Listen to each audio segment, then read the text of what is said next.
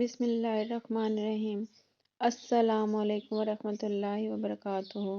آج کا ہمارا ٹاپک ہے قصہ حضرت اسماعیل علیہ السلام، قسط نمبر 1۔ حضرت اسماعیل علیہ السلام کی پیدائش۔ حضرت ابراہیم علیہ السلام کی پہلی شادی اپنی چچا زاد حضرت سارہ علیہ السلام سے ہوئی، لیکن وہ ایک عرصے تک اولاد کی نعمت سے محروم رہے۔ ایک دن حضرت سارہ علیہ السلام نے ان سے فرمایا، آپ علیہ السلام ہاجرہ علیہ السلام سے نکاح کر لیں، شاید اللہ تعالیٰ ان کے بطن سے اولاد عطا فرما دے۔ دراصل یہ سب کچھ من جانب اللہ ہی تھا۔ چنانچہ آپ علیہ السلام نے حضرت ہاجرہ علیہ السلام کو اپنی زوجیت میں لے لیا، اور پھر شادی کے 1 سال بعد ہی انہوں نے حضرت اسماعیل علیہ السلام کو جنم دیا۔ اس وقت حضرت ابراہیم علیہ السلام کی عمر مبارک 86 سال تھی۔ جب حضرت ہاجرہ علیہ السلام امید سے تھیں تو فرشتے نے آپ علیہ السلام کو لڑکا پیدا ہونے کی نوید سنائی اور اسماعیل نام رکھنے کو کہا۔ حضرت اسماعیل علیہ السلام 1800 قبل مسیح میں پیدا ہوئے۔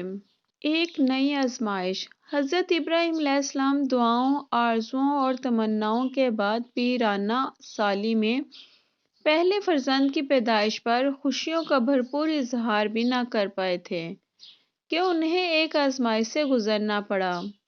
وہ بحکم الہی نومولود لخت جگر اور فرمانبردار بیوی کو ملک شام سے ہزاروں میل دور ایک ایسی وادی میں چھوڑ آئے کہ جہاں میلوں تک پانی نہ تھا، نہ چرند نہ پرند، اور آدم تھا نہ آدم زاد۔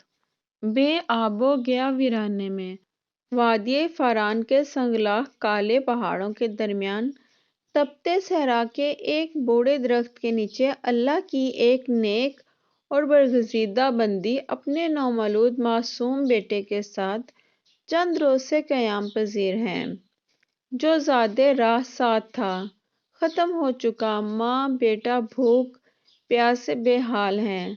ماں کو اپنی تو فکر نہیں، لیکن بھوکے پیاسے بچے کی بے چینی پر ممتا کی تڑپ فطری امر ہے۔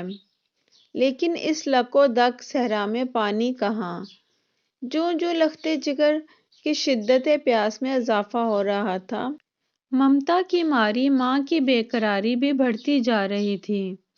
اسی حالت اضطراب میں قریب واقع پہاڑی صفا پر چڑھیں کہ شاید کسی انسان یا پانی کا کوئی نشان مل جائے، لیکن بے سود تڑپتے دل کے ساتھ بھاگتے ہوئے ذرا دور دوسری پہاڑی مروا پر چڑھیں، لیکن بے فائدہ۔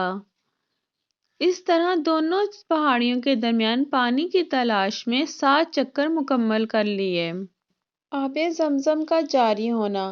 ادھر اللہ جل شان نے حضرت جبرائیل امین علیہ السلام کے ذریعے شیر خوار اسماعیل علیہ السلام کے قدموں تلے دنیا کے سب سے متبرک اور پاکیزہ پانی کا چشمہ جاری کر کے رہتی دنیا تک کے لیے یہ پیغام دے دیا کہ اللہ پر توکل کرنے والے صابر و شاکر بندوں کو ایسے ہی بیش قیمت انعامات سے نوازا جاتا ہے۔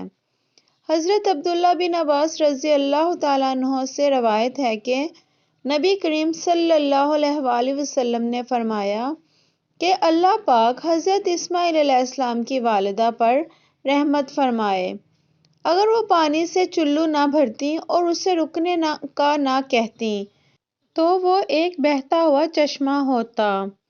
آب زمزم غذا بھی ہے اور شفا بھی، دعا ہے اور دعا بھی۔ اللہ تعالیٰ نے نہ صرف ماں بیٹے کے لیے بہترین غذا کا بندوبست کیا، بلکہ تا قیامت مسلمانوں کے فیض یاب ہونے کا وسیلہ بنا دیا۔ مقدس ترین شہر۔ حضرت ہاجرہ علیہ السلام اپنے صاحبزادے کے ساتھ وہیں رہ رہی تھیں کہ ایک روز عرب کے قبیلے بنو جرہم کے کچھ لوگ پانی کی تلاش میں وہاں پہنچے اور حضرت ہاجرہ علیہ السلام کی اجازت سے وہاں رہائش اختیار کر لی۔ پھر دوسرے قبائل بھی وہاں آ کر آباد ہوئے، اور یوں دیکھتے ہی دیکھتے وہ سنسان صحرا دنیا کے سب سے مقدس و متبرک اور عظیم شہر مکہ مکرمہ میں تبدیل ہو گیا۔ حضرت ہاجرہ علیہ السلام نے بیٹے کی پرورش اور تعلیم و تربیت پر خصوصی توجہ دی۔